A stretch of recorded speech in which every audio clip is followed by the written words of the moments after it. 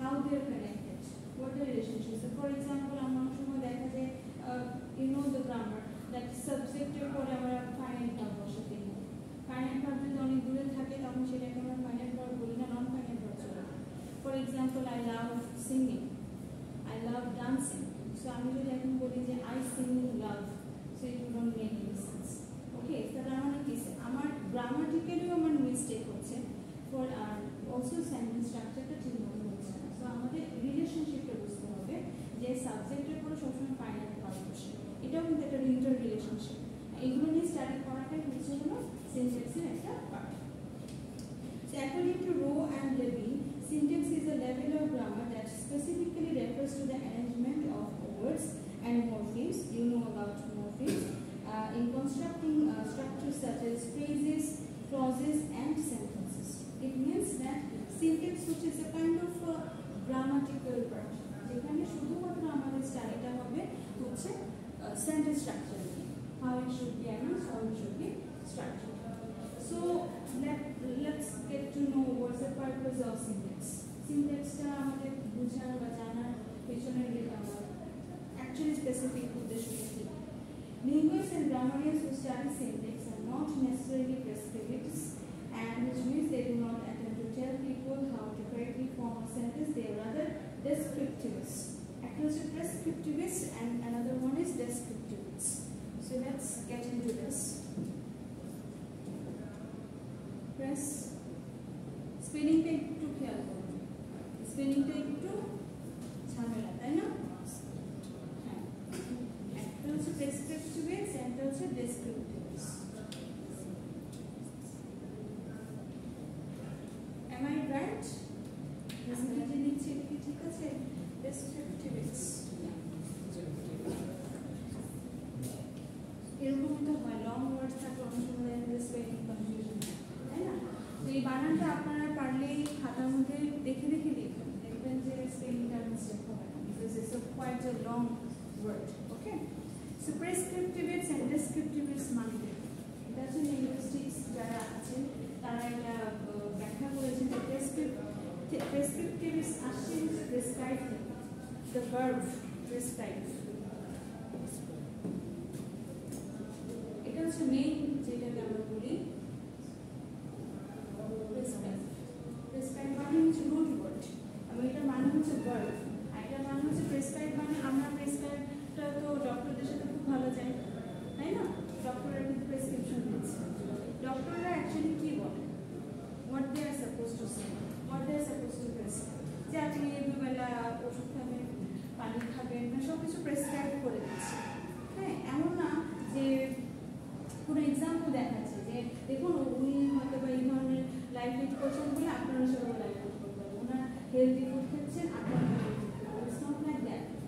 প্রত্যেকটা রোগীকে এক এক ধরনের প্রেসক্রিপশন দিচ্ছে, হতে পারে ফর এক্সাম্পল আপনারও গ্যাস্ট্রিক আমারও গ্যাস্ট্রিক, কিন্তু চিকিৎসার ধরনটা আলাদা, ডক্টর আমাকে যে প্রেসক্রিপশনটা দিচ্ছে সেটা আলাদা হবে, medicine would be different, the way of taking food would be different, the healthy food নাকি কোন সময় কোনটা খাবো, হয়তো বা একজনের হয়তো বা ল্যাকটোজেন প্রবলেম থাকতে পারে, তাকে হয়তো বা কোনো ধরনের যে কোনো খাবারই খেতে দেবেন না, হয়তো আমাকে দিবেন, আমাকে হয়তো কোনো কোনো খাবার খেতে না হবে। তার মানে কি, আমাকে জাস্ট কারেক্টলি সব কিছু বলে দিচ্ছে কোনটা আমার মানে I have to follow the rules.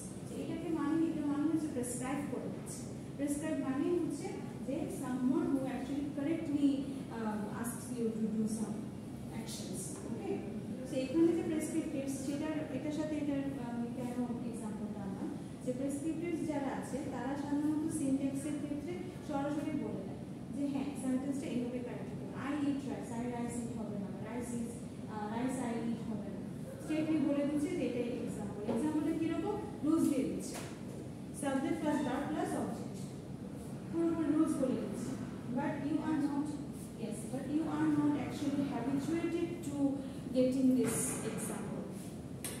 হয়তো আমি একটা রুলস বলে দিলাম কিন্তু তুমি নিজেই বুঝতে পারছো না যে এটা কেন এরকম হচ্ছে। You might have some curiosity or questions that why it should be in this, why would I if I would try anything another structure, what would happen?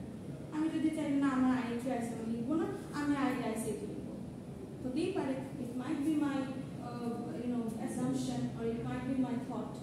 So how would it be wrong? আমাকে যে তারা right আর রং বুঝাচ্ছে সেটা আমার কাছে তো কিছু negotiation থাকতে পারে যে is it logical or not.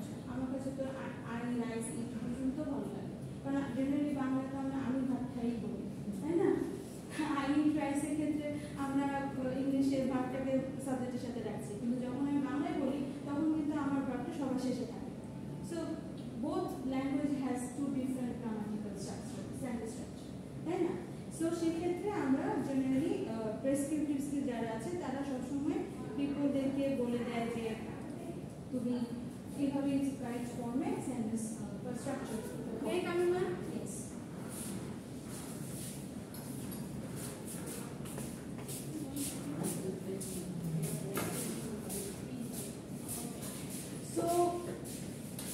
So what about descriptives? Descriptive is wordটা কোথা থেকে আসছে? Describe, right? Describe যে verb wordটা সেই wordটা থেকে আসছে, তাই না?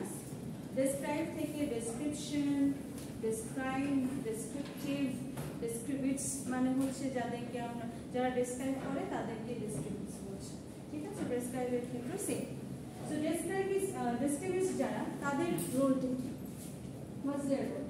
Their role is actually to show you the real life situations, to show you how the language, how the sentence structure is being used in real life communication. Clear? আমি আরেকটু ডিটেইলসে বলি, সেটা হচ্ছে আমাকে এমন একটা এনভায়রনমেন্টে রাখলো যেখানে কোনো প্রেসক্রিপটিভস নাই, কেউ আমাকে কোনো সেন্টেন্স স্ট্রাকচার রুলস কেউ কিছু বলে দিচ্ছে না, শুধু বলে দিচ্ছে যে look at your environment, look at your সারাউন্ডিংয়ে তোমার কী হচ্ছে, কে কীভাবে কথা বলছে। আমরা যে বাংলা শিখেছি আমাদেরকে কখনো একটু রুলস দিয়ে দিয়েছিল যে এইভাবে বাংলা সেন্টেন্স স্ট্রাকচার করো? No, it never happened. Trust me, যদি আমাদেরকে ছোটোবেলায় এসব না মানে ওগুলো না শিখে একটা গ্রামার বই ধরে দিত, we would never actually could use Bangla. বাংলায় কথা বলতে দেখতে যে সবাই স্ট্যান্ডিং করছে, try to make mistakes or something like that. কিন্তু আমাদের ইংলিশে আমাদের এত এত এত কেন বাধা, এত কেন একটা সবসময় স্কেয়ারি ফিলিংস হয় যে আমি ইংলিশটা বলতে পারছি না, আমার সমস্যা। It's not like that you don't know how to speak, you know how to speak, but you are kind of feel scared because you are actually exposed to the structure of the language, not the real language. Real language we use হচ্ছে, you are not seeing that since your childhood. আজকে যদি এমন একটা পরিবারে জন্মগ্রহণ করো, এমন একটা পরিবেশে জন্মগ্রহণ করো যেখানে মাল্টিলিঙ্গুয়াল হচ্ছে, everyone is speaking Bangla, English or any other foreign language, you would naturally actually acquire that language. তোমার এত কষ্ট করতে হতো না, গ্রামার বই পড়তে হতো না, you would not need anything actually, any kind of book to follow. So এই যে আমাদের সিনট্যাক্সের যে বিষয়টা, সেখানে ডেসক্রিপটিভিস্ট যারা আছে তারা হচ্ছে সবসময় মানুষকে বলে বা দেখায় যে this sentence structure is being used in this way in your real life, in your real environment, wherever you are actually staying. So what they actually do, তারা যেটা করে যে ল্যাঙ্গুয়েজ কমিউনিটি, সেই ল্যাঙ্গুয়েজ কমিউনিটি যেভাবে গ্রামারটা use করা হয়, যেভাবে sentence স্ট্রাকচারটা ইউজ করা হয়, ঠিক সেইটাই তাদেরকে মানে সামনাসামনি দেখায়। সো গ্রামাটিক্যাল বুক আর non grammatical book English generally deals with several elements, all of which have to facilitate being understood through language. Without rules, there will be no foundation from which to discern meaning from many words strung together, whereas these rules allow for a virtually infinite number of sentences. Discern meaning মানে হচ্ছে যে আমাদের যদি কোনো rules না থাকতো, কোনো structure যদি না থাকতো, তাহলে আমরা কোনো কিছুই আইডেন্টিফাই করতে পারতাম না, কোনো মিনিংটা আইডেন্টিফাই করতে পারতাম না। কিন্তু রুলস আছে বলে আমরা চাইলেই ওটাও ফলো করতে পারি, বা ভার্চুয়ালি আমরা আরও অনেক ধরনের বিষয় আমরা অ্যাড করতে পারি। তুমি দেখবা যে যখন গ্রামার করতে গিয়েছো, কোনো একটা সেন্টেন্স স্ট্রাকচার দিলে তখন ওইটাই তুমি ফলো করার চেষ্টা করতে। কীরকম? For example, present perfect tense শিখেছো, so I have taken my lunch today. So I have taken my lunch, তখন আমরা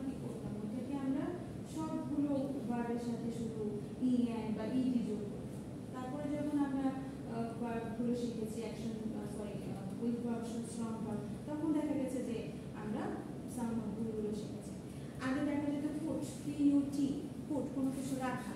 ছোটবেলায় কি হতো, পুটের জায়গায় আমরা কি করতাম, পুটের দিয়ে দিতাম, তাই না? কেন? কারণ আমার কাছে মনে হচ্ছে যে আমি যে একটা স্ট্রাকচার শিখেছি, যে সবগুলো ওয়ার্ডের পরে ভার্বের পরে যখন পাস্ট ফর্ম হয় তখন ইডি বসানো হয়, তাহলে অবশ্যই পুটের পরে পুটেড হবে। মানে অ্যাজ ইউজুয়াল আমরা কি করি, কমনালাইজ করি, সবকিছু আমরা জেনারেলাইজ করে ফেলি যে সবগুলো হয়তো একই রুলসে যাবে, কিন্তু পরে আস্তে আস্তে আমরা ডিফারেন্সিয়েশনটা বুঝতে পারি যে what's the difference between this verb and that. Okay, so moving on to the syntax. সিনট্যাক্সে আমাদের অ্যাকচুয়ালি রুলসগুলো জানা দরকার এই কারণে যাতে আমাদের সেন্টেন্স স্ট্রাকচারটা আমরা ঠিকমতো ফলো করতে পারি, অ্যাজ ওয়েল এজ আমরা আরও অনেক নতুন ধরনের প্যাটার্ন আমরা ইনভেন্ট করতে পারি। Clear? So what's the difference between morphology and syntax? They are both the parts of linguistics. ঠিক আছে, মরফোলজি সিনট্যাক্স দুটোই হচ্ছে লিঙ্গুইস্টিক্সের পার্ট। তো আপনারা তো মরফোলজি পড়েছেন, so what do you know about morphology? Anything comes to your mind before we turn for morphology? Structure of forms. Sentence or words? Words. Formation of words, not sentences. Formation of sentences সেটা হচ্ছে sentence। আর morphology হচ্ছে morphology কাজ হচ্ছে শব্দ নিয়ে কাজ করে, আর সিনট্যাক্সের কাজ হচ্ছে সব বাক্য নিয়ে কাজ করে। ঠিক আছে, সো মরফোলজি আর সিনট্যাক্সের দুটোর মধ্যে কিছু ডিফারেন্স আছে। এগুলো হচ্ছে স্টাডি অফ ল্যাঙ্গুয়েজের কিছু সাব ডিভিশন, এবং এদের সাথে আরো অনেক মানে ছোট ছোট কাজিন আছে, কাজিন বলতে পারো বা ভাই বোনও বলতে পারো। ফোনেটিক্স, সিম্যান্টিক্স, ফোনোলজি, এরাও কিন্তু মোটামুটি একটা ল্যাঙ্গুয়েজ কীভাবে ফর্ম হয় সেটাকে কন্ট্রিবিউট করে। Morphology deals with how words are formed, where syntax is focused on the way sentences are developed. Basically, morphology is a study of the structure of words, while syntax studies the structure of sentences. Together, these disciplines help linguists understand how language works. একটা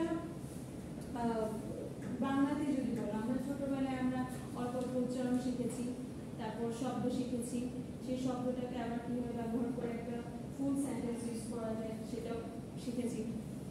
If you look at any child around 1 year or 2 years, যারা একটু কথা বলতে শিখছে বা পারছে, তাদের কথাগুলো শোনাতে যদি আপনার দেশে সেরকম যদি সুযোগ থাকে, যে কোনো একটা বাচ্চা আপনার সামনে আছে, তো চেষ্টা করবেন কীভাবে কথা বলে এটা দেখা, তো অবজার্ভ করো। বাংলায় বলো, মানে you will observe how he or she is actually speaking of the language. প্রথমে যেটা করে যে মা বাবাটাই মোটামুটি বাইরে দিয়ে তোমরা ফোনোলজি কি ফোনিক্স ছিল তোমাদের? আচ্ছা, ফোনেটিক্সে যেটা হয় যে আমাদের কিন্তু বাইলেবিয়াল সাউন্ড, যেটা তো বাইলেবিয়াল সাউন্ডে যেটা হয় যে আমরা এটা সবচেয়ে বেশি সহজ, easiest way to make sound first time. So বাবা আর মা দুটোই কিন্তু বাইলেবিয়াল সাউন্ড থেকে আসে। দ্যাটস ওয়াই বা মা সাউন্ডটা বাচ্চারা খুব দ্রুত এটা আয়ত্ত করে ফেলতে পারে। দেন আস্তে আস্তে আরো অনেক স্ট্রং, অনেক কঠিন ওয়ার্ডগুলো, ডিফিকাল্ট ওয়ার্ডগুলো শিখে। ওয়ার্ড শেখার পরে যেটা হয়, হয়তো বা সে একটা সময় তার একটা স্টেজে আসে যখন সে সেন্টেন্সগুলো মেক করা শুরু করে, যে আমাকে দাও, বা সিঙ্গেল ওয়ার্ড অলরেডি ফ্রেজটা চলে গেছে, এখন সে মাল্টিপল ওয়ার্ড ইউজ করছে কিন্তু ডিসজয়েন্টেড। হয়তো বা খোলো, দরজাটা বলতে পারছে না, জানালাটা বলতে পারছে না, কিন্তু আবার নির্দিষ্ট করে বলছে যেটা খোলো বা ওটা বন্ধ করো, মানে broken, but still he is trying to make the sentence or make the structure of the sentence. So এটার মানে কি হচ্ছে যে আপনি যখন লিঙ্গুইস্টে যারা স্টাডি করেন বা লিঙ্গুইস্টিক্সে যখন আপনি মরফোলজি এবং সিনট্যাক্স স্টাডি করবেন, তখন অ্যাকচুয়ালি আপনাদের অবজারভেশন ওখানেই থাকবে যে শব্দটা কীভাবে রুট থেকে স্ট্যাম হয়ে আসছে, আর morphology and when you are talking about সিনট্যাক্সে আপনার সেন্টেন্স স্ট্রাকচার কীভাবে আসছে। আমাদের প্রত্যেকটা ল্যাঙ্গুয়েজের সেন্টেন্স স্ট্রাকচার টোটালি কাছাকাছি, কোয়াইট সিমিলার বাট ডিফারেন্স। ঠিক আছে, so differences between morphology and syntax. Morphology আর সিনট্যাক্সের যে ডিফারেন্স যেটা আপনারা দেখছেন ওখানে, এটা same, not that much difficult, but morphemes হচ্ছে হলো স্মলেস্ট ইউনিট, আর words are the smallest unit for syntax. সিনট্যাক্সের সবচেয়ে ছোট ইউনিটটা হচ্ছে কিছু হলো শব্দ, কারণ শব্দ ছাড়া কি আর বাক্য হয়? বাক্য হয়। আপনি একদম পিছনে বসেছেন, you comfortable there? So, where is it? Yeah. So, words are the smallest units. So, কোনো একটা বাক্যকে তুমি আপনি যখন গবেষণা করবেন বা বাক্যের গঠন নিয়ে আপনি যখন চিন্তা ভাবনা করবেন, তখন একদম শুরু করতে হবে আপনার ওয়ার্ড দিয়ে। শব্দগুলো কীভাবে বসানো হচ্ছে, সুবিন্যস্তভাবে আছে কিনা, অর্ডার মেনটেন করছে কিনা, does it actually make any sense or something like that. অনেক সময় দেখা যায় আমরা অর্ডার মতো বসাচ্ছি, কিন্তু sometimes it doesn't make any sense. So মিনিংটাও কিন্তু আমাদের মাথায় রাখতে হবে যে একটা সেন্টেন্স যে বললাম এটার মিনিংটা কতটুকু meaningful. Okay, so let's move into the traditional grammar and sentence analysis. So আমি যেটাই বলছিলাম, সিনট্যাক্সটা হচ্ছে গ্রামারের একটা পার্ট, তবে সব না। গ্রামার তো অনেক কিছু আছে, পার্সন স্পিচ আছে, তারপর প্রিপোজিশন তো পার্সন স্পিচের মধ্যে পড়ে, আর কি আছে? সেন্টেন্স স্ট্রাকচার, টেন্স, তারপর voice, narration, and so modifier, অনেক কিছু আছে। কন্ডিশনাল সেন্টেন্সেস, ট্রান্সফরমেশন, অনেক কিছু। কিন্তু আমাদের ট্রেডিশনাল গ্রামারটা সম্পর্কে আমাদের একটু জানা দরকার, যেটার সাথে সিনট্যাক্সের একটা কানেকশন আছে। Traditional grammar refers to the collection of prescriptive rules and concepts about the structure of language. Formal grammar was initially based on European languages, particularly Latin and Greek. Traditional grammar can be traced back to 15th century before Christ. এখানে BC মানে হচ্ছে হলো before Christ, মানে খ্রিস্টপূর্ব যেটাকে আমরা বলি। To Aristotle and Plato and Greek, it is the most widespread and elaborate grammar and is widely used in language teaching, thus termed pedagogic grammar. এই ট্রেডিশনাল গ্রামারটাকে পরবর্তীতে pedagogic grammar হিসেবেও বলা হতো। Traditional grammar is a collection of prescriptive rules and concepts about the structure of language commonly taught in schools. Generally, schools এই traditional grammar follow করা হতো। Framework for the description of the structure of the English language. Language যে কোনো English language স্ট্রাকচারটা শেখানোর জন্য এটা একটা ফ্রেমওয়ার্ক ছিল। This method is a prescriptive approach and emphasizes correctness, linguistic purism, literary excellence, and Latin notes. In addition, the most prominent traditional grammarians began writing in the 18th century when English developed as a separate language. However, it is essential to note that principles of Latin grammar are the principal basis of traditional English grammar.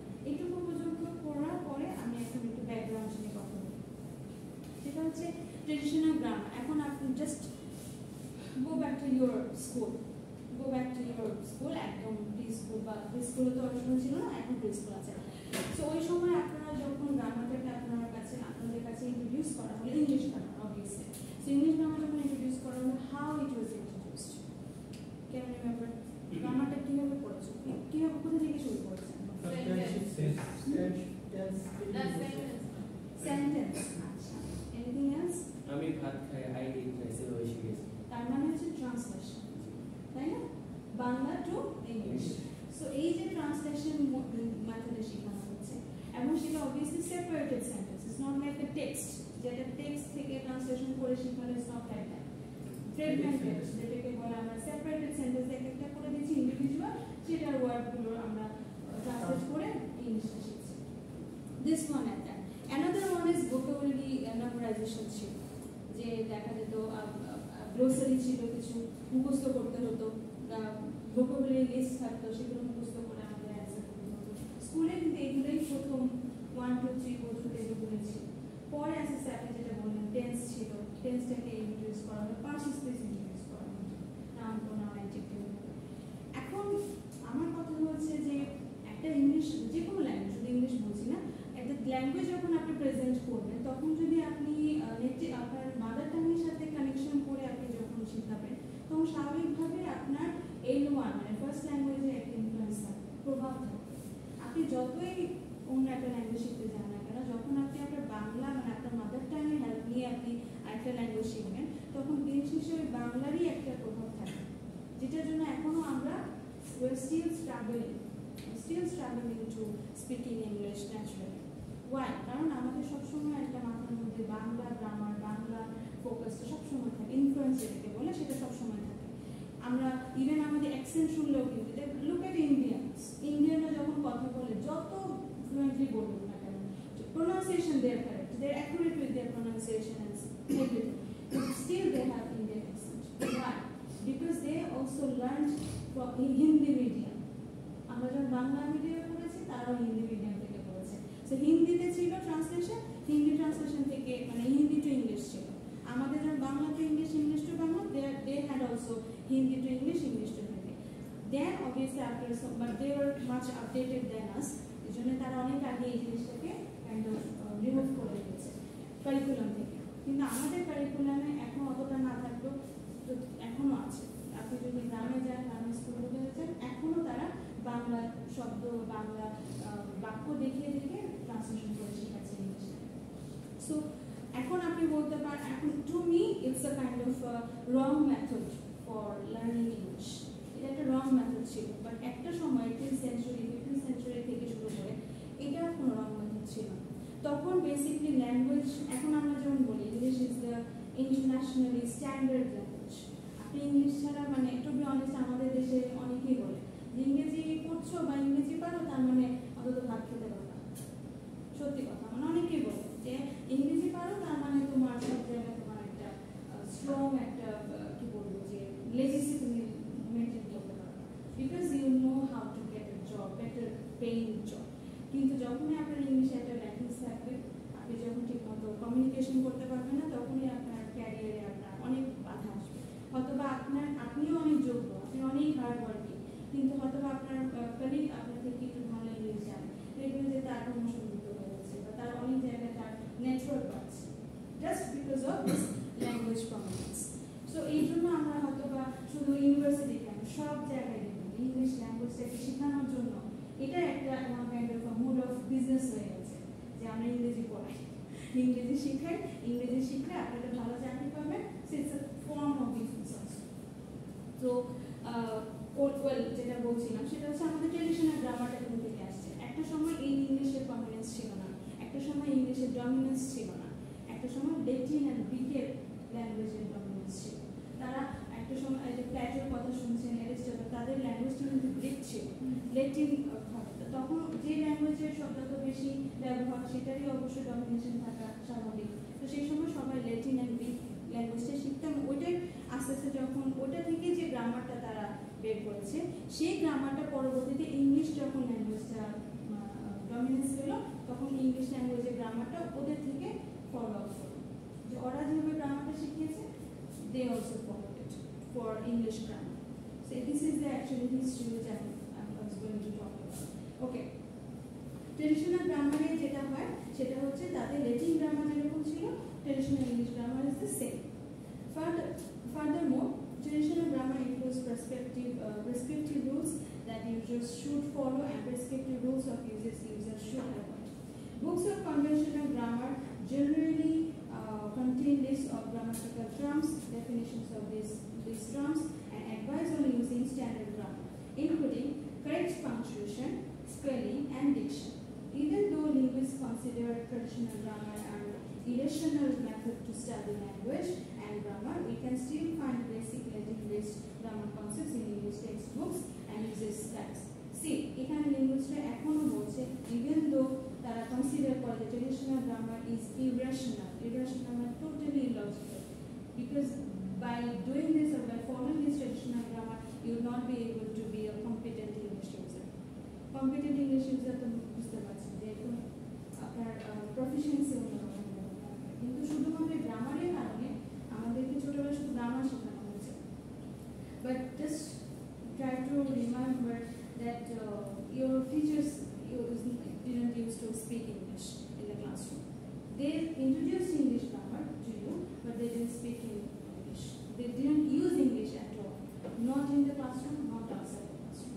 So that is why actually we had this level. Even I am from also Bangladesh, so I also have struggled with this kind of situation. Because when I got into Dhaka University, there our teachers used to tell us that speak English in classroom, outside the classroom, both. But sometimes we didn't get practice. We didn't get that kind of environment where we speak English. So this was also another struggle for us. for adults. By that time we actually became adults. So how can we actually learn? That adult learners are kind of slower than young learners, তাই না? বাচ্চারা যেভাবে খুব দ্রুত একটা language speak করতে পারে, দেখবেন যে একটা অ্যাডাল্ট লার্নারের জন্য একটা নতুন একটা ল্যাঙ্গুয়েজ শেখা অনেক কঠিন। তার মানে না এই না যে সে পারবে না, অবভিয়াসলি পারবে, but it takes much more time than any other young person, young learner. Okay, আরেকটা বিষয় সেটা হচ্ছে ইফ ইউ আমাদের দেশে কিন্তু বাইলিঙ্গুয়ালও বলতে পারো বা মনোলিঙ্গুয়াল হলে আরো ভালো। কিছু কিছু জায়গায় হচ্ছে মনোলিঙ্গুয়াল, দে অনলি স্পিক বাংলা, সেটা বাংলার ভেরিয়েশন আছে, তারা ডায়ালেক্ট ইউজ করে, আঞ্চলিক ভাষা আছে। আর জেনারেলি আমাদের যে মোটামুটি মেগা সিটিগুলো যেগুলো আছে, নর্মাল ঢাকা, চট্টগ্রাম বা কুমিল্লা বা রাজশাহী, এইসব জায়গায় দেখবেন যে bilingual, they are both using Bangla R English, ঠিক আছে? কিন্তু মাল্টিলিঙ্গুয়াল বলে কিন্তু কিছু নেই। মাল্টিলিঙ্গুয়াল বলতে এখন হচ্ছে আমরা যদি বলি উপজাতিদের, আমাদের যে এথনিক কমিউনিটি, ওনাদের কাছে হয়তো দেখতে পারেন যে ওনারা চাকমাও পাচ্ছে, বাংলাও পাচ্ছে, আবার স্কুলে যায় যে দেখি একটু ইংলিশও পাচ্ছে। So kind of they are multilingual. কিন্তু if you want to look at India, most of the states are kind of multilingual. কারণ তাদের সাউথ ইন্ডিয়া যদি দেখো, তারা তামিল, তেলেগু ল্যাঙ্গুয়েজগুলো পাচ্ছে, and they are totally fluent with English and also their state language হিন্দিও খুব ভালো পাচ্ছে। যে কোনো ধরনের ইন্টারভিউ দেখবেন, যেগুলো তাদের কোনো ধরনের পলিটিক্যাল যে কোনো ভিডিও যখন দেখবেন যে they are both they are speaking all the three languages at a flow. কেন? কারণ তার ছোটবেলা থেকে এই জিনিসটা শিখে আছে, এমন না যে বড় হলো তারপরে ইংলিশ শিখবে, it's not like that. Since childhood they have been learning these three languages. That's why they got this proficiency. Okay, so let's move the few core concepts of traditional grammar. Traditional grammar কিছু core concept আছে যেগুলো আমরা আজকে দেখব। First one is sentence. Sentence is a string of grammatically complete words with at least two components, a subject and a predicate. Subject predicate মানে বুঝুন তো? হ্যাঁ? What is subject and predicate? Any idea? Hold on. Subject and predicate মানে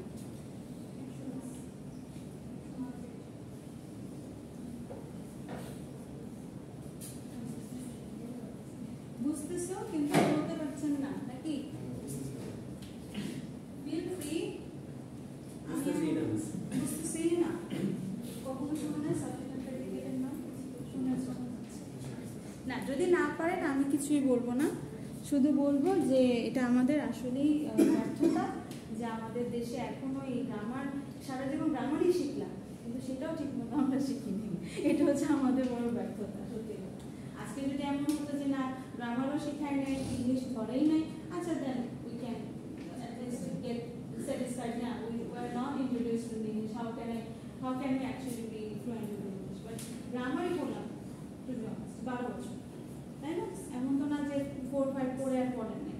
grammar যত level বাড়ছে তত আরো কঠিন হচ্ছে, আরো কঠিনতর সাবজেক্ট হচ্ছে। সেখানে আমরা সাবজেক্ট আর প্রেডিকেট সম্পর্কে আমরা জানি না, it's quite dissatisfying, disappointing. Subject, predicate.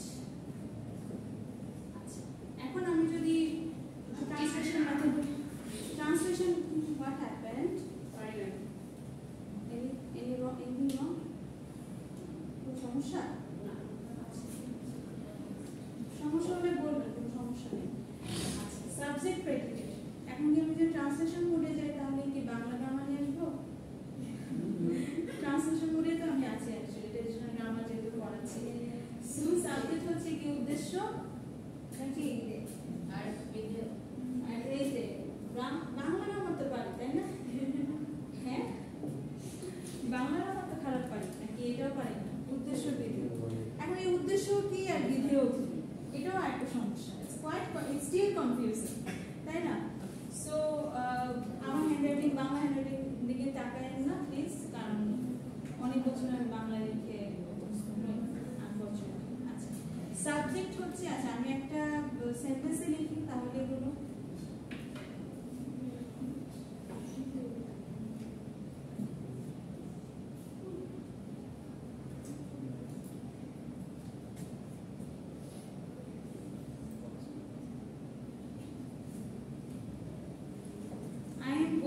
Cox's Bazar.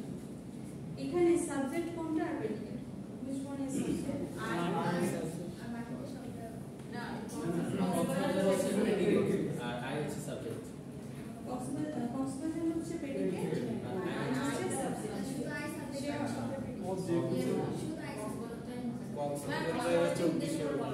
Subject. Bangla যায় না, বাংলাটা মুছে দিই, বাংলাটা আপনাকে বাংলাতে কনফিউজ হয়ে যাবে, পরে দেখা যাবে আমি ঠিক শেখাতে গিয়ে ভুলে শেখানো শেষ। হ্যাঁ বল কোনটা আরেকবার একটু ভেবে চিন্তা করুন। সাবজেক্ট হচ্ছে আই প্রেডিকেট জিরো এই জিনিসটা নেক্সট এখন ক্লিয়ার হয়ে গেছে। ওকে, তার মানে সাবজেক্টের সম্পর্কে মোটামুটি বলে সবাই শিওর, তাই না? This one is subject. আমরা বাংলা অংশ বলি কর্তা, যে কাজটা করে, তাই না? তো বেসিকলি তো আই মানে একজন মানুষ আমার কাজ করছে, কাজটা কি যে I am going to Cox's Bazar. আচ্ছা, প্রথমে যেহেতু সিনট্যাক্স পড়ছেন, সিনট্যাক্সের গতিতেই যাই। সেন্টেন্স স্ট্রাকচারে প্রথমে একটা সেন্টেন্সকে আমরা ধরে নেব যে ওই সেন্টেন্সটাকে আমি দুই ভাগে ভাগ করব। প্রথম কাজ হচ্ছে আমার ওই সেন্টেন্সটাকে দুই ভাগে ভাগ করা, সেটা হচ্ছে দুই ভাগে, সেটা হচ্ছে সাবজেক্ট এন্ড প্রেডিকেট। দুই ভাগের দুইটা নাম হচ্ছে সাবজেক্ট এন্ড প্রেডিকেট। আর সেটা সাবজেক্ট মানে হচ্ছে যে মানুষটা, যে কর্তা অ্যাকশনটা করছে, বাকি যা আছে rest of the things predicate. যা আছে এখানে ভার্ব আছে নাকি নাউন আছে না অন্য কিছু অ্যাডজেক্টিভ আছে, এইগুলো নিয়ে আপনাদের চিন্তা করা দরকার। আপনাদের শুধু এইটুকু ভাবতে হবে যে আমি একটা সেন্টেন্সকে প্রথমে আমি দুই ভাগে ভাগ করি, that will be subject and predicate. ঠিক আছে? সাবজেক্টটা হচ্ছে শুধুমাত্র যে ডুয়ার, আমরা অনেক সময় অ্যাকশন করে ডুয়ার, আর এটা হচ্ছে অ্যাকশন, যা টোটাল যা কাউন্ট হয়। So doer হচ্ছে subject and the rest of the things are predicate. Okay? এখন কি clear? Yes. Thank you. So আচ্ছা, সাবজেক্ট এন্ড প্রেডিকেটটা যখন আমরা জানবো তখনই আমরা আসলে এটাকে আরো আস্তে আস্তে ভাগ করবো। যেমন জানা না তো সাধারণত আমি জানি না, তো I'm not sure that should I speak about this cake. Suppose একটা কেক যদি আপনি আনেন, প্রথমে আমরা সাধারণত দুই ভাগে ভাগ করি, তারপর আস্তে আস্তে 4 ভাগ, 5 ভাগ, 6 ভাগ, যতটুকু দরকার, যার জন্য যেটা দরকার আর কি। যদি মানুষ কম থাকে তাহলে একটু কম ভাগ করি, একটু বেশি থাকলে বেশি ভাগ করি, আর যদি অতিরিক্ত বেশি থাকে আর কেকটা যদি ছোট হয় তাহলে কাউকে দিই না, নিজেকে ফেলি নাকি। অতিরিক্ত বেশি মানুষ হলে তো আর কাউকে দেওয়া দরকার নেই, নিজেই খেতে হবে। Okay, so just joking about. Okay, so সেন্টেন্সে যেটা হচ্ছে যে আমরা জানছি যে দুটো কম্পোনেন্ট আছে, একটা হচ্ছে subject and predicate. A sentence begins as a mental construction job. Sentences are not randomly combined morphemes. Morphemes মানে বুঝতে পারছি যে আমরা স্মল ওয়ার্ডের কথা বলছি। যে সেন্টেন্স মানে এই না যে একদম randomly আপনি শুধু ওয়ার্ডগুলো বসাচ্ছি, it's not like that. There should be a structure based on rules of combination. Combination একটা রুলস থাকা উচিত, বিন্যাসের একটা রুলস থাকা উচিত। ঠিক আছে? The units being combined are called constituents. Using a traditional approach, sentences can be classified. বিভিন্ন ধরনের সেন্টেন্স হয়, simple, complex, compound, complex sentence হয়। এখন আপনি বলেন যে I am going to Cox's Bazar, which kind of sentence is this? কি ধরনের sentence? I am going to Kocsibajar. Simple. Simple. Very good. Why?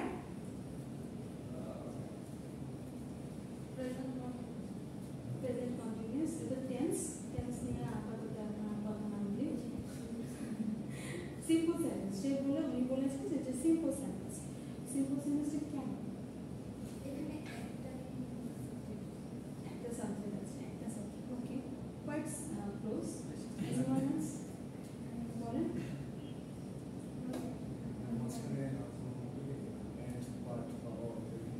তার মানে ওটা কম্পাউন্ড হবে। কম্পাউন্ডের ক্ষেত্রে কি হয়? আপনারা কি সেন্টেন্সের এই যে variation, simple, complex, compound, are you clear about that or not?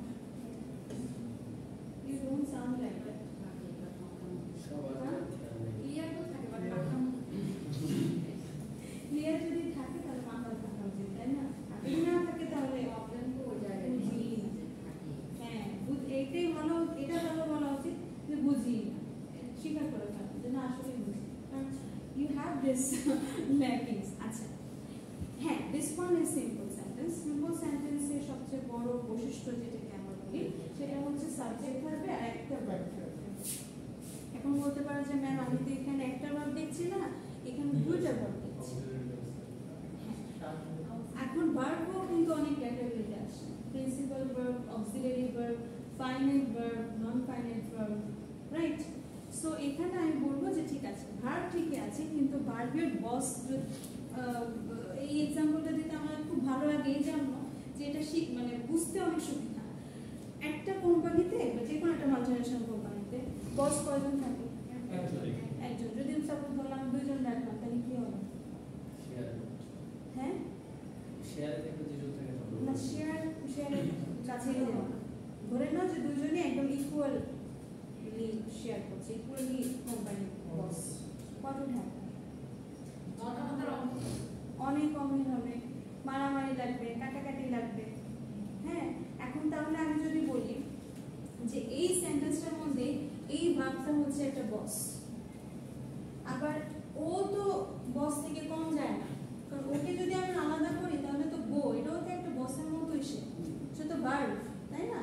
কিন্তু এই জায়গায় সে আইএনজি হিসেবে বসতেছে কেন? কারণ ও যদি এখন আইএন সাথে থাকলো, সাথে আবার আমি গো দিলাম, তাহলে দুইটা ভার্ব একই রকম ভাবে বসছে, দুজনই বলছে যে না আমি boss, I am the boss of this sentence. তখন কি হবে? দুজনের মধ্যে একটা মারামারি লেগে যাবে, competition হবে, and it doesn't look good. Just think about I am go to Coxsbazar. Does it make any sense? কারণ আমাদের ওই স্ট্রাকচারের কারণে, আমাদের এই গ্রামাটিক্যাল স্ট্রাকচারের কারণে it doesn't make any sense. Yeah, makes sense but it's not grammatically correct. ঠিক আছে, I am go to Coxsbazar, anybody can understand me, but it's not grammatically correct. এখন আমি বলি এটাকে বলা হয়েছে হলো ফাইনাইট ভার্ব, আবার আপনারা এটাকে অনেক সময় বলেন অক্সিলারি ভার্ব, তাই না? অক্সিলারি ভার্ব তো চিনেন নাকি? আর এটাকে বলা হয় হচ্ছে হলো অনেকে বলে প্রিন্সিপাল ভার্ব, আর আবার আরেকটা হচ্ছে নন ফাইনাইট।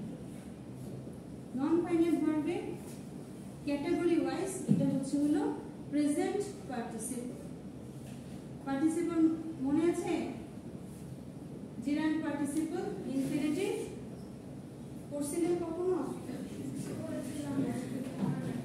মাথা কি আওলাই গেছে? আচ্ছা, মাথা আওলাবো না, ডোন্ট ওয়ারি, আমি আর গ্রামারই পড়াবো না, দেখতে জাস্ট আমি একটু মাথায় আইডিয়া থাকা উচিত যে আমরা যে জেনারেলি খুব সহজ ভাষায় বলি ফাইনাইট ভার্বের বৈশিষ্ট্য হচ্ছে সে সবসময় সাবজেক্টের কাছে যাবে, সব সাবজেক্টের সাথে থাকবে, ও যেদিকে যাবে সেদিকে, তুমি যেখানে আমি সেখানে, ঠিক আছে? ফাইনাইট ভার্বের বৈশিষ্ট্য হচ্ছে এরকম যে সাবজেক্ট যেখানে যাবে সেখানে সে পাশাপাশি থাকবে, ও অন্য জায়গায় কোথাও তাকে তুমি নড়াইতে পারবে না, চড়াইতে পারবে না। হ্যাঁ, কিন্তু এটা আবার ওই ক্যাটাগরিতে আবার অক্সিলারি, এটা কিন্তু আরেকটা ক্যাটাগরি, অক্সিলারি আর প্রিন্সিপাল কিন্তু আরেকটা ক্যাটাগরি, আর ফাইনাল আর নন ফাইনাল হচ্ছে আরেকটা ক্যাটাগরি, ভার্বের আলাদা category. Okay, so are going হচ্ছে আমরা নন ফাইনাল ভার্বে আমরা তিনটা জানি, সেটা হচ্ছে জিরান্ড, পার্টিসিপল এন্ড ইনফিনিটিভ। পার্টিসিপলের বৈশিষ্ট্য হচ্ছে ও দেখতে ভার্বের মতো কিন্তু কাজ করে অ্যাডজেক্টিভের মতো। এখানে কিন্তু গোয়িং কিন্তু অল কাইন্ড অফ অ্যাডজেক্টিভ, মানে পার্টিসিপল, ঠিক আছে? এই নন ফাইনাল ভার্ব হচ্ছে অল কাইন্ড অফ যে দুমুখ সাপ টাইপের, ঠিক আছে? ডাবল ফেসড, তারা দেখায় নিজের চেহারা যে আমি ভার্ব, কিন্তু কাজ করে অ্যাডজেক্টিভ। আর জিরান্ডের ক্ষেত্রে নাম হিসেবে কাজ করে ইনফিনিটিভ। তো ইনফিনিটিভ আবার কি যে সে ভার্ব এবং ভার্বের মতোই দেখায়, তাকে দেখতে 2 প্লাস ভার্ব, ঠিক আছে? একটু রিভাইজ হয়ে গেল নাকি যে টুকটাক যা গ্রামার শিখেছি। Okay, so I am going to Cox's Bazar, এই পুরো সেন্টেন্সটা হচ্ছে সিম্পল সেন্টেন্স, কারণ এখানে শুধু একটা সাবজেক্ট আছে এবং একটা ভার্ব আছে। আর যখন আমরা কমপ্লেক্স সেন্টেন্সে থাকি তখন আমাদের একটা ইন্ডিপেন্ডেন্ট ক্লজ থাকে, একটা হচ্ছে ডিপেন্ডেন্ট ক্লজ থাকে, ঠিক আছে? Let's give an example.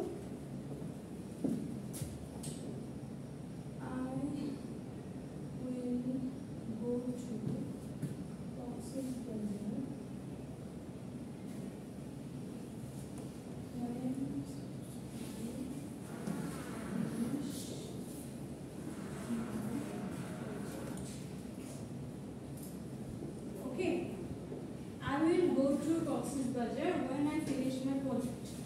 এখানে ইন্ডিপেন্ডেন্ট এটা একটা obviously complex sentence কারণ এখানে অ্যাকচুয়ালি দুটো সাবজেক্ট আছে, দুটো ভার্ব আছে, কিন্তু একটু ডিফারেন্স আছে। কিরকম?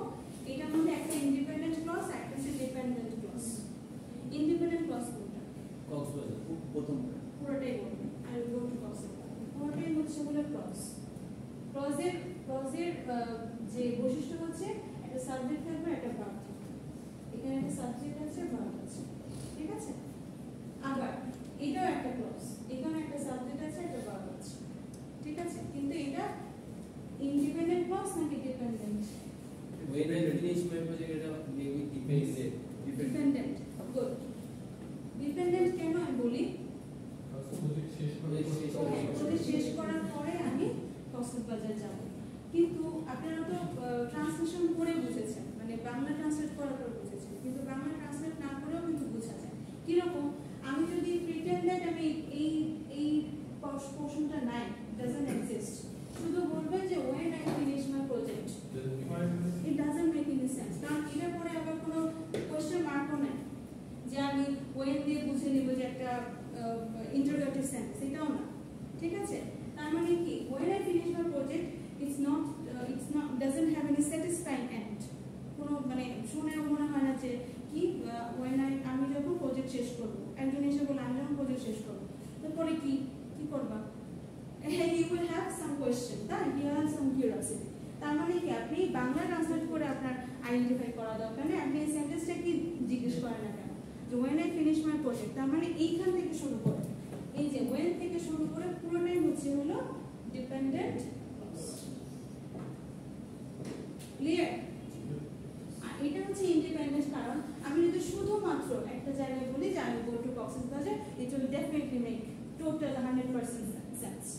এখানে কারোর কোনো অবজেকশন, কোনো ধরনের কনফিউশন থাকবে না। কিন্তু যখন আপনি শুধু বলবেন when I finish my project, যখন আমি প্রজেক্ট শেষ করব, তখন সবাই জিজ্ঞেস করবে what will you do, কি হয়েছে, কেন, কি করবা, everyone will ask you questions, তাই না? কিন্তু যখন আমি independent clause I will go to Cox's Bazar, then the reply would be oh okay fine good great, তাই না? আর কোনো কোশ্চেন কিন্তু আর থাকবে না, একটা রিঅ্যাকশন থাকতে পারে but not any question. Clear? আচ্ছা, তো তার মানে আমাদের সিম্পল সেন্টেন্স থেকে যখন আমরা কমপ্লেক্স সেন্টেন্সে যাব, তখন আমাদের দুটো ক্লজ থাকবে, একটা হচ্ছে ইন্ডিপেন্ডেন্ট ক্লজ আর একটা হচ্ছে ডিপেন্ডেন্ট ক্লজ, ঠিক আছে? ডিপেন্ডেন্ট ক্লজ এটা হচ্ছে কমপ্লেক্স সেন্টেন্স, টোটাল দুটো ক্লজ মিলে যে সেন্টেন্সটা হচ্ছে এটা অ্যাকচুয়ালি মেক্স কমপ্লেক্স সেন্টেন্স। আর একটু আগে একজন বলছিল যে অ্যান্ড অর বাট যেটা থাকে সেটা হচ্ছে কম্পাউন্ড। সেখানে কম্পাউন্ড সেন্টেন্সটা কিরকম হয় আমি এক্সাম্পল দেখাচ্ছি না। For example I will go to Cox's Bazar and I will finish my project and I will go to Cox's Bazar. তার মানে দুটোই কিন্তু সিম্পল সেন্টেন্স, দুটোই ইন্ডিপেন্ডেন্ট ক্লজ, দুটোকে আমি শুধু অ্যাড করে দিয়েছি, মাঝখানে অ্যান্ড দিয়ে কম্পাউন্ড সেন্টেন্স করেছি। আবার চাইলে আমি কম্পাউন্ড কমপ্লেক্সও করতে পারি যে when I finish my project I'll go to Cox's Bazar and buy some pickles। তার মানে কি আমার কমপ্লেক্সও হলো, আবার শেষে দিকে আমি আমার কম্পাউন্ড করে দিই। So you can make anything with it. Okay? Any question after this? Clear? কোনো কনফিউশন থাকলে আবার জিজ্ঞেস করুন। এখানে সিম্পল সেন্টেন্সের স্ট্রাকচার দেওয়া আছে, কম্পাউন্ড সেন্টেন্সের স্ট্রাকচার দেওয়া আছে, কমপ্লেক্স সেন্টেন্সের স্ট্রাকচার দেওয়া আছে, এবং কম্পাউন্ড কমপ্লেক্স সেন্টেন্সের স্ট্রাকচার দেওয়া আছে। আপনারা বাসায় একটু এই দুটো পেজ একটু স্টাডি করবেন, 107 and 108 2 পেজেস একটু স্টাডি করে আসবেন, যাতে আমি অলরেডি মোটামুটি একটা বেসিক দিয়ে দিয়েছি। তারপরে যদি আপনারা দুটো পেজ পড়ে যদি আপনার মনে হয় যে না এই জায়গাটা আমার ক্লিয়ার না, সেইটা আসবেন। ওকে? আর আমি এটাও টাচ করবো, বাট যেহেতু আমি একটা আইডিয়া দিয়ে দিয়েছি, I think it would be that much necessary, but তারপরেও just go through it. Okay? 107 and 108 আপনাদের কাছ থেকে আমার একটাই এক্সপেকটেশন, সেটা হচ্ছে অ্যাটেন্ডেন্স আপনারা একটু আমার রেকর্ড করে দিন, মানে লিস্ট করে আমাকে দিয়ে দিন, ঠিক আছে? আমার এখনো ইয়ারলি হয়নি, মানে গতকাল আমি অ্যাপ্লাই মানে জয়েন করেছি, তো আমার lots of formalities still yet to be completed। So যখন আমি ইয়ারলি পাবো তখন প্রতিদিন অ্যাটেন্ডেন্স